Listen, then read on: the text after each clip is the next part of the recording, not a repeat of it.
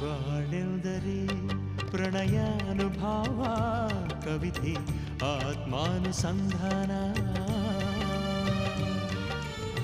ನೆನಪೆಂದರೆ ಮಡಿಬಿಲ್ಲ ಛಾಯೆ